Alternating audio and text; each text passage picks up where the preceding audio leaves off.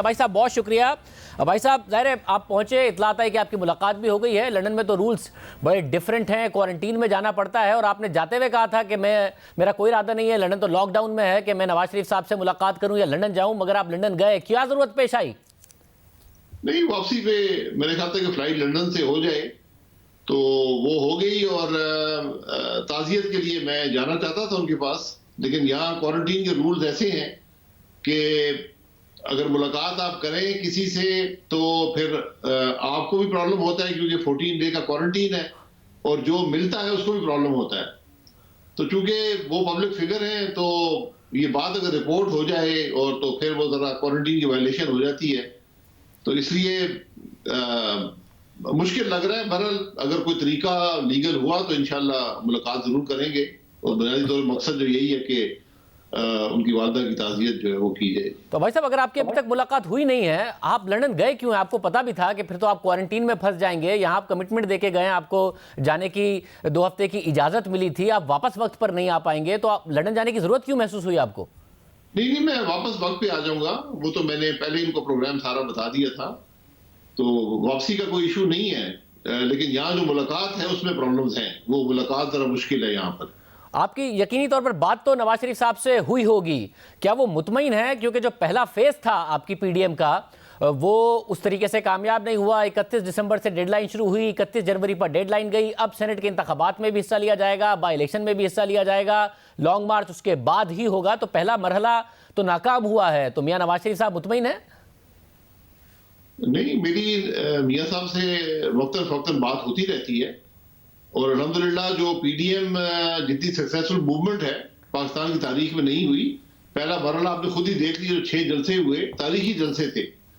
Media पर जो controls हैं उसकी वजह से लाहौर जलसे को बड़ा अंडरमाइन करने की कोशिश की गई, लेकिन जो लोग वहां मौजूद थे, मैं खुद मौजूद था, एक तारीखी जलसा था। उसके बाद जो रैलीज हो रही हैं वो भी तारीखी हैं। आप भावलपुर की देख लें, बन्नू की देख लें, इसके बाद भी रैलीज हैं। तो जो पीडीएम की जो पॉलिसी है, जो पीडीएम की स्ट्रेटेजी है, वो वक्त के साथ चलती रहेगी। हम हालात को देखेंगे, असेस करेंगे, उसके मुताबिक फैसले करेंगे और इसके सरबराही इजलास होते रहते हैं, स्टीयरिंग कमेटी की मीटिंग होती रहती है। तो अल्हम्दुलिल्लाह बिल्कुल अपने ट्रैक पर है। एक बहुत कामयाब तहरीक है और इंशाल्लाह ये जो रिजल्ट्स हैं, जो पाकिस्तान की बेहतरी के लिए हम कोशिश कर रहे हैं, जो निज़ाम की तब्दीली की कोशिश कर रहे हैं, इंशाल्लाह वो आपको मिलेगी। मगर भाई साहब आप और ये बाकायदा तौर पर नजर आ रहा था कि नवाज शरीफ साहब और मौलाना फजलुर रहमान एक पेज पर हैं, जरदारी साहब एक अलग पेज पर हैं, और अब वाज़े तौर पर नजर आ रहा है कि नवाज शरीफ साहब और जरदारी साहब दोनों एक ही पेज पर आ गए हैं। ये कुछ राबतों की वजह से हुआ जो शहबाज शरीफ साहब से किए गए, फिर शहबाज शरीफ साहब ने कोई पैगाम पहुंचाए उसकी वजह से हुआ, कोई ग्राउंड रियलिटीज की वजह से हुआ? कैसे एक पेज पर आ गए दोनों?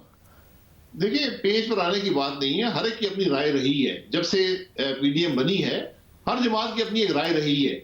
मुशावरत होती है और फिर एक फैसला हो जाता है, फिर उसी फैसले पर सारे पाबंद रहते हैं। तो अभी इस्तीफों पर, बाई इलेक्शंस पर, सेनेट के इलेक्शन पर, ये सब फैसले जो हैं ये वक्त के साथ होते रहेंगे।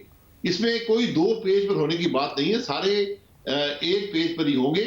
उसमें हालात के मुताबिक उनको अपने फैसलों को एडजस्ट करना पड़ता है, अपनी स्ट्रेटजी को एडजस्ट करना पड़ता है, वो हम करते रहेंगे। तो कोई दरारें पड़ने की जो एक तवक्को हमेशा की जाती है वो ना है और ना इंशाल्लाह होगी।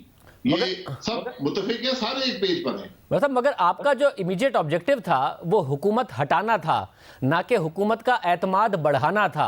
अब आपकी मूवमेंट के बाद हुकूमत ज़्यादा पुरएतमाद नज़र आ रही है। जब से सेनेट के इंतखाबात में हिस्सा लेने का फैसला किया, वज़ीर आज़म ने कहा कि जी इनकी तो तहरीक जो थी पीडीएम वो दफन हो गई है, और अब ये वाज़े तौर पर नज़र आ रहा है कि हुकूमत ज़्यादा पुरएतमाद है। तो क्या ये ऑब्जेक्टिव था पीडीएम का? देखिए, मैं वज़ीर आज़म साहब की बातों को ज़्यादा वजन नहीं देता। जिस किस्म की बातें वो पिछले 2 साल से कर रहे हैं और जो कल और आज उन्होंने बातें की हैं कोयटा के जो शोहदा के बारे में, ये बड़ी अफसोसनाक बातें हैं। तो उनसे तो कोई मुझे तवक्को नहीं है कि कोई अकल की बात करेंगे। लेकिन ये एक हकीकत है कि हर तहरीक जो होती है वो अपने हालात को देखकर अपनी स्ट्रेटजी को एडजस्ट करती है। तो हम उसके अपने मुताबिक चल रहे हैं। जो हमने फैसले 20 सितंबर को किए थे उसके मुताबिक ही हैं। तो ये अगर बाई इलेक्शन में हिस्सा लेना है मुशावरत से होगा, सेनेट में हिस्सा लेना है मुशावरत से होगा, तमाम पार्टियों के इत्तेफाक से होगा, उसमें एक दूसरे से मुशावरत भी रहती है और इस्तीफे कब देने हैं, कैसे देने हैं, ये भी मुशावरत से फैसले किए जाएंगे। यही पहले दिन से हमारी स्ट्रेटजी है। मगर भाई साहब आप जनवरी में ना आए, फरवरी में ना आए, मार्च में सेनेट के इलेक्शन के बाद जब आप आएंगे, उसके बाद भी पीपल्स पार्टी बड़ी क्लियर है कि हम धरने के हामी नहीं हैं, लॉन्ग मार्च के हामी जरूर है। आप आएंगे कि इस्लामाबाद में लॉन्ग मार्च करके और जलसा करके वापस चले जाएंगे, उस वक्त भी जरदारी साहब आप पे हावी आ जाएंगे? देखिए, ये उनकी पीपल्स पार्टी की अपनी राय है, बिल्कुल हम राय का एहतराम करते हैं, लेकिन जब मुशावरत होगी तो पीडीएम एक फैसला करेगी और उस फैसले के सारे पाबंद होंगे। क्योंकि मैं नहीं समझता कोई जमात भी ऐसी है जो पीडीएम से नाराज करना चाहती है, पीडीएम के जो मकसद है उससे इत्तेफाक नहीं करती, सारे उस बात से मुकम्मल इत्तेफाक करते हैं। मैंने कहा कि तरीकाकार मुख्तलिफ हो सकता है, बातचीत होती है, आखिर में बात तय हो जाती है। यही तरीका अभी तक रहा है और इंशाल्लाह यही होगा।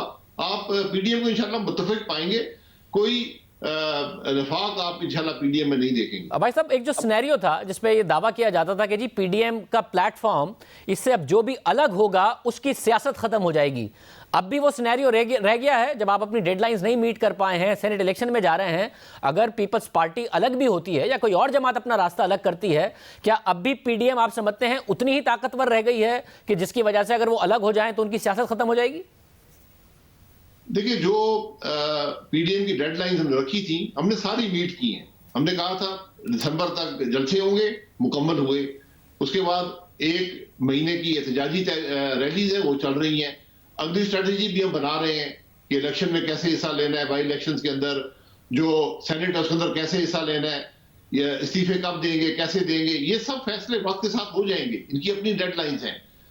जो बात यह है कि जो जमात, पीडीएम कोई हसूल इक़्तिदार की तहरीक नहीं है।